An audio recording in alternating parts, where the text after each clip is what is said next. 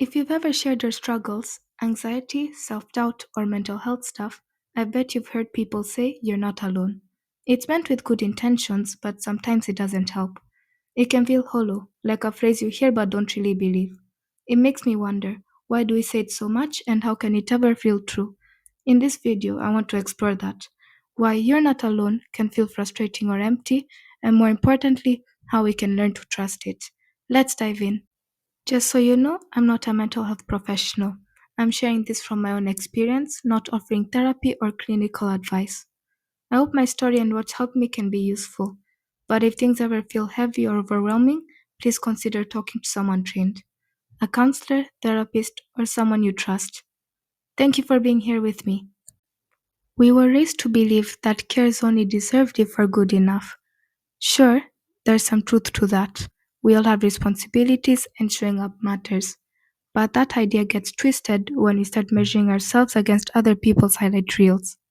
We compare our worst or just our plain ordinary days with other people's best moments, the parts they choose to share. And it starts to feel like everyone else has it together while we don't. So we hide our struggles because showing them feels like admitting there's something wrong with us. There's a loneliness in that, a gap between how everyone else seems to be and how we actually feel. When was the last time you put on a smile, not to blend in, but because you didn't think anyone would really understand what was going on? Here's the thing, you're not alone. More people than you imagine are facing similar issues behind the scenes. As we've already said, we grew up believing we need to prove our worth, and that message can come from anywhere: parents, school, friend groups, or just the culture around us. In some ways, that pressure pushes us forward. It motivates progress, growth, and responsibility. But it also has a darker side, because when you're constantly told you need to earn your value, you start living in fear of falling short. And that fear shows up in many different ways. For some of us, it means avoiding tasks we're scared we can't do well enough. We set the bar so high that even starting feels exhausting. Like no matter what we do, it will never be good enough. For others, it's the belief that we're not enough to be liked as we are. So we push harder, act more bubbly, more agreeable, more likable, even if it feels fake, hoping people will accept us.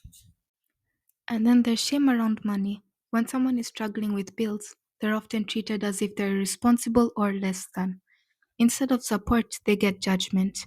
That shame traps people. It keeps them scared, overwhelmed, and eventually makes them want to stop trying altogether. I remember a friend telling me I spend on one meal what my mother makes in an hour. That kind of insecurity eats away at your sense of worth.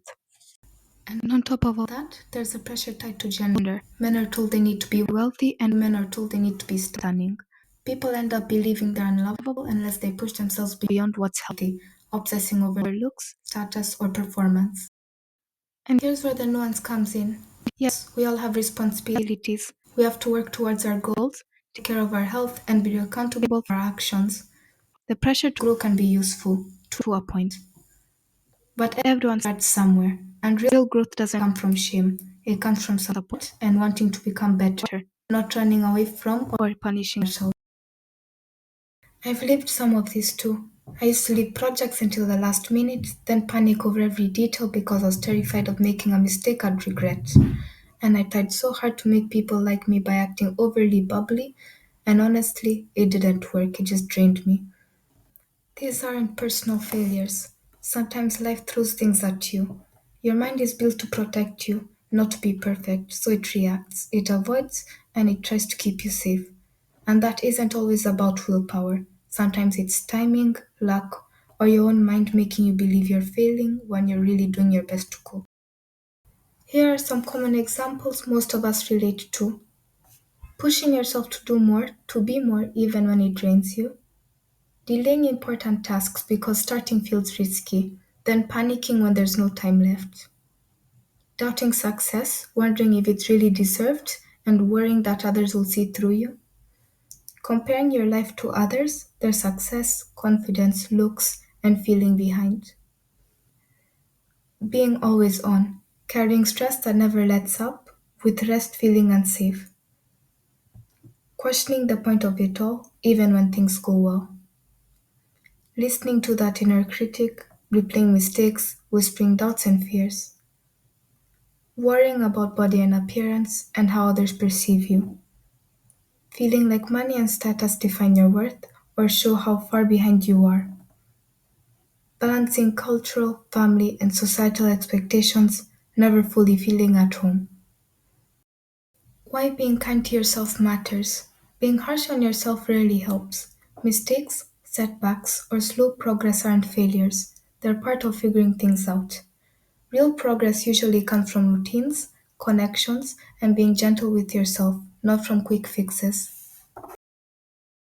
Here are some small things you can do now that help more than you realize. Building habits, not just chasing goals. Set up small routines, lean on friends or communities, and don't rely on willpower alone. Taking it slow. Change doesn't happen overnight, that's okay. Looking critically at quick fixes, overnight hacks, diets, or self care products rarely fix the deeper issue. Connecting with others, talk to someone, a friend, a group, or even online communities. Small steps count. Seeing tough times as growth.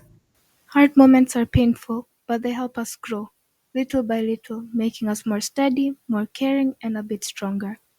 And now, final thoughts. If any of this resonates, remember this: you deserve kindness, respect, and care. Opening up, even just a little, takes bravery. Your story, feelings, and journey matters. I'm sharing what's helped me. I'm not a therapist or professional, just someone navigating this stuff like you. Thank you for listening.